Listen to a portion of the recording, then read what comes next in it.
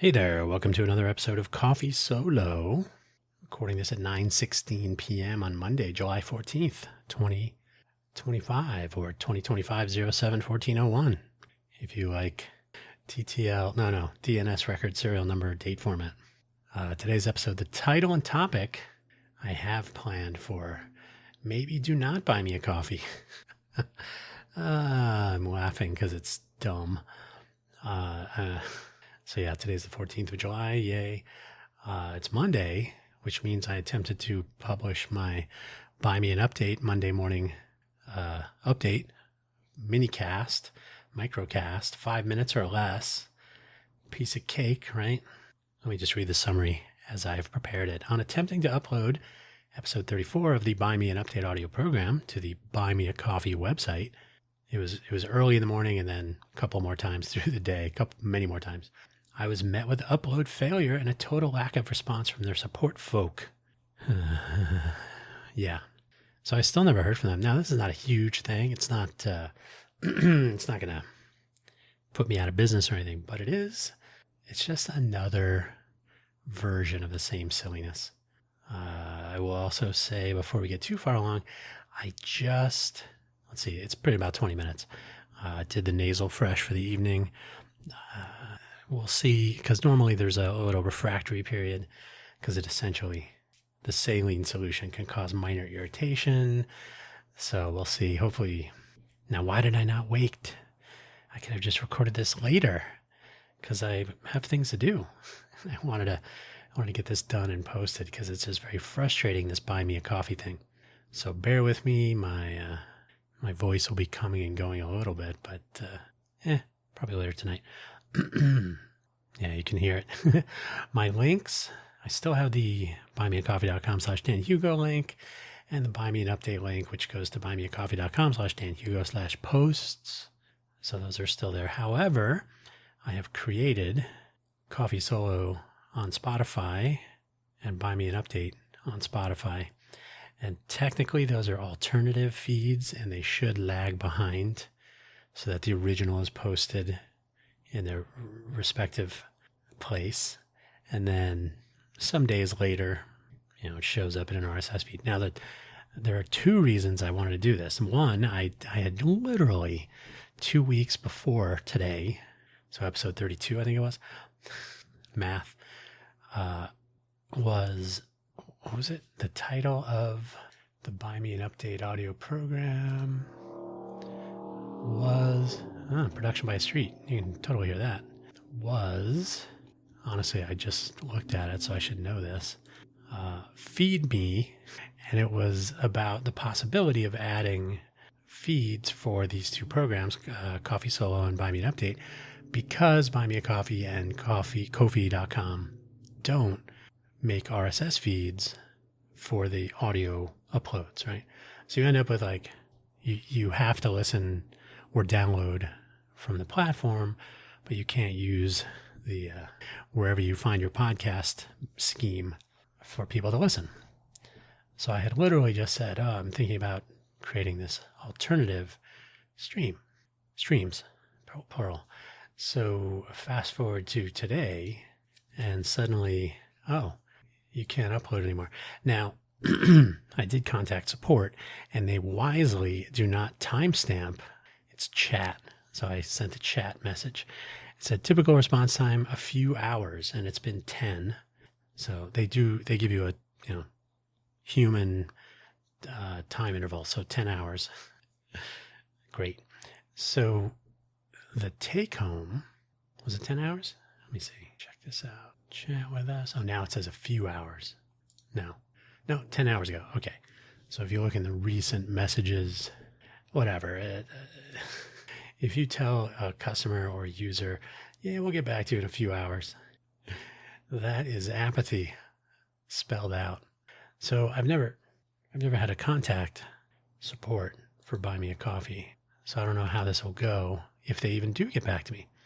But the fact is, I have successfully, almost reflexively at this point, uploaded, including episode 0, 34 episodes of the Buy Me an Update audio program. So today, episode 34, which would make number 35 total, 35 times for this to be the first time that things go awry is odd. There's nothing mentioned on their Twitter feed. I don't know where else to look. Frankly, I've never wanted to care about this. So I'm like, okay. I had already, I think it was on the 12th. So on Saturday, I had created the channels for Coffee Solo, I created it for Buy Me an Update. And then I think the next day I created the Coffee Solo one, this program. And I uploaded episode 0 to start the channel. And then you can enable RSS feeds and go from there.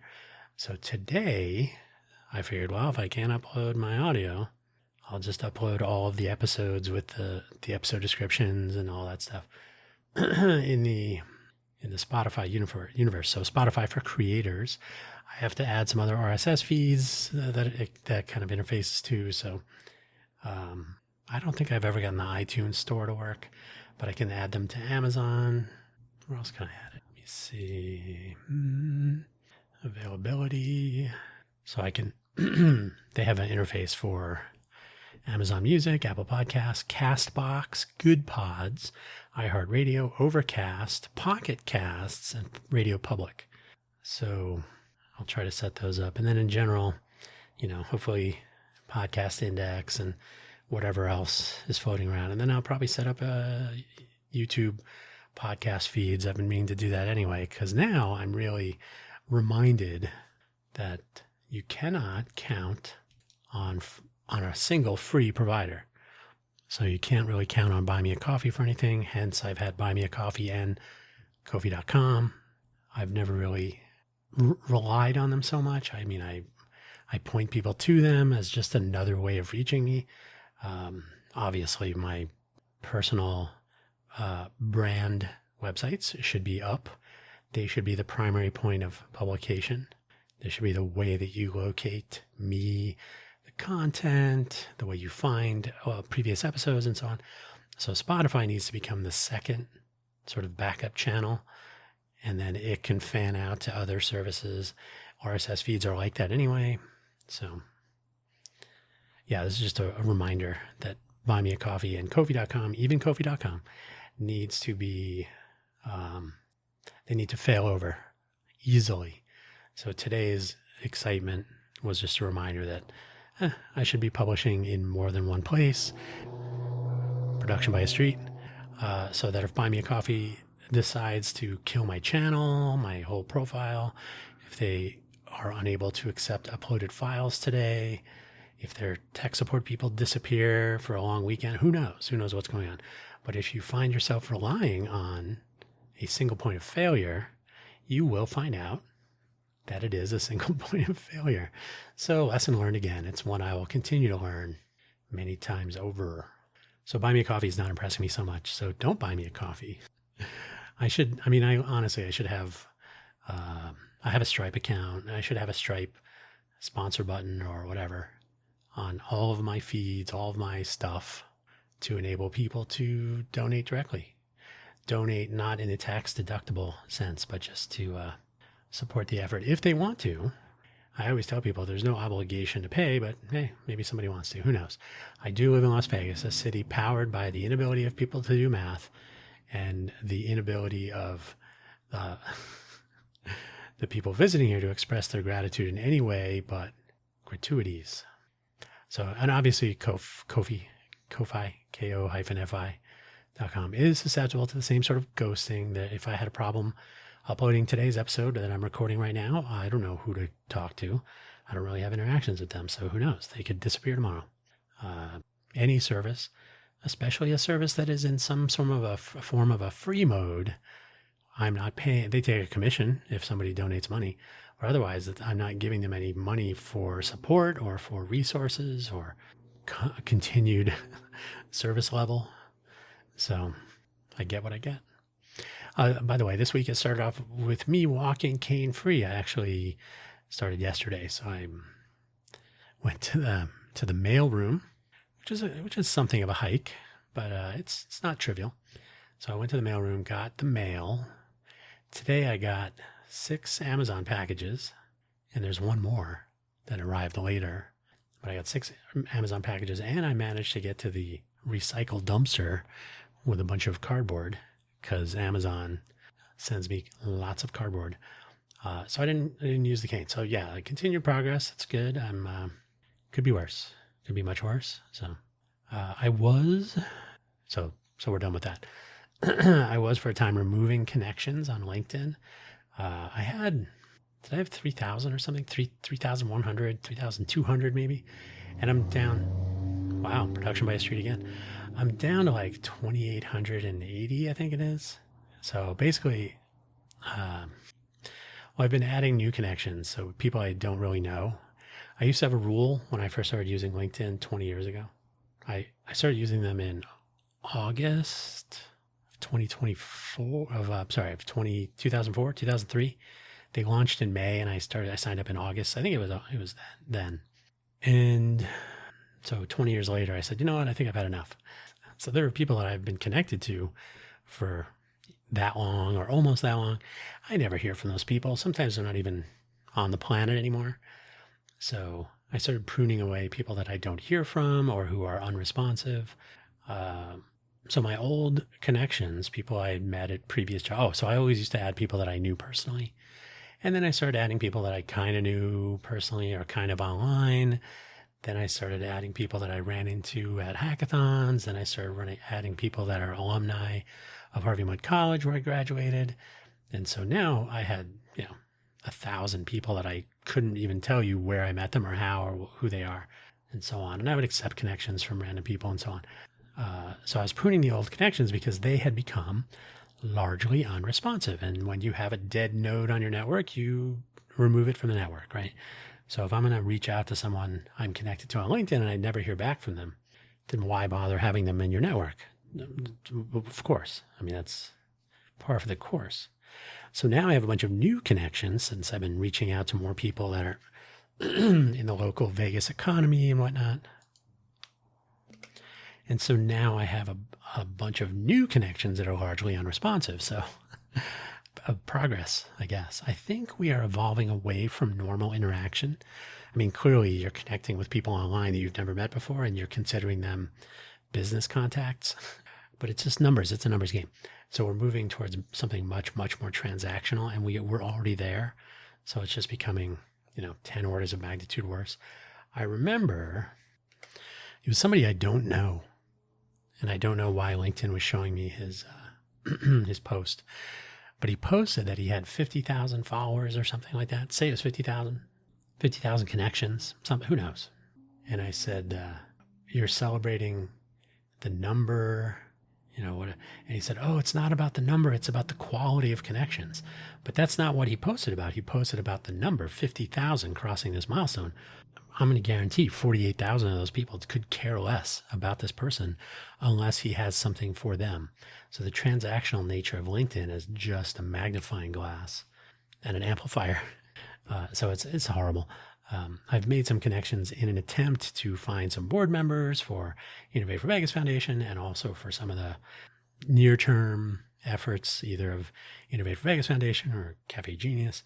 And despite the fact that I've added like 40 connections in the last 2 weeks of, Lieutenant Governor of Nevada, different, the superintendent of the school district here for some educational stuff that I would like to, so they're interesting characters, but they don't actually communicate. So I've added them to the LinkedIn network. Now we have common connections. So I'm more likely to get other people that will accept a connection request and then they will not respond in any way. So it becomes sort of silly. It becomes a numbers game. Honestly, I wish LinkedIn would go away. It would be a good excuse to get back to normal human interaction. And there have been other attempts at LinkedIn replacements, and the problem there is I don't want to join another thing like LinkedIn.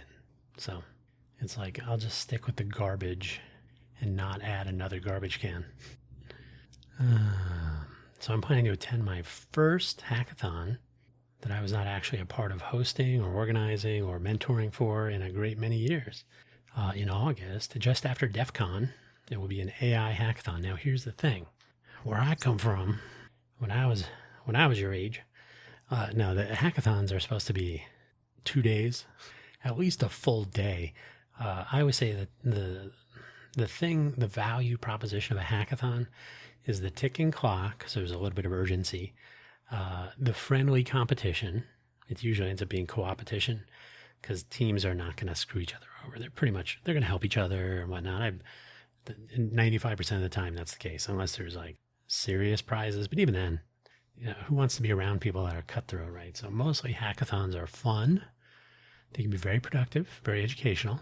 They're great for networking without LinkedIn even. And the ticking clock makes for some interesting sort of incentives, right? Sometimes there are prizes, sometimes not.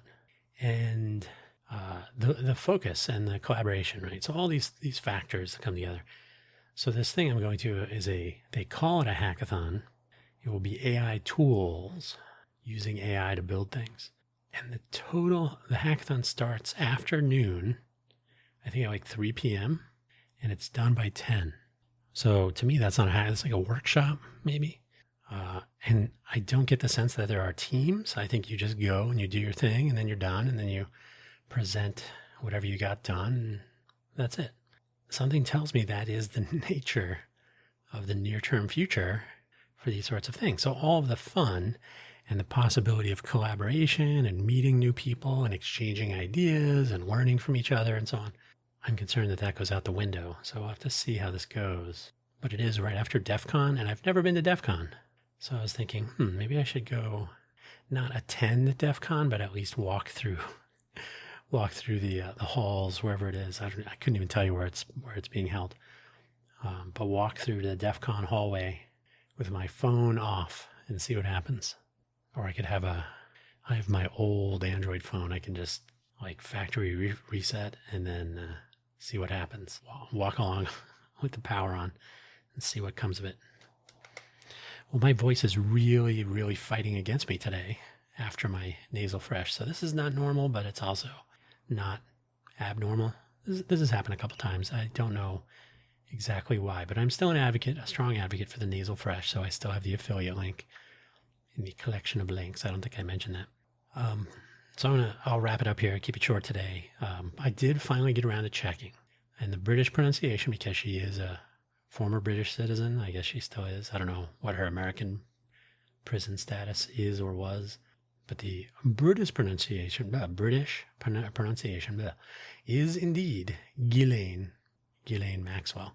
French would be Ghislaine, or Ghislaine. So very similar to the British. One of them is very similar to the British pronunciation. I raised that recently. I figured it might be like Ghislaine because I thought it was a French pronunciation. But if she is British and she goes with the British pronunciation, Ghislaine. So some people say it correctly. Ghislaine is close. Other people are like, I don't know how to say it. Ghislaine. So it's kind of weird. If I'm in the news reporting business, I'm going to try to figure out how to say that name because it's going to come up a lot. Might as well know how to pronounce it. And I will end by saying release the Epstein files.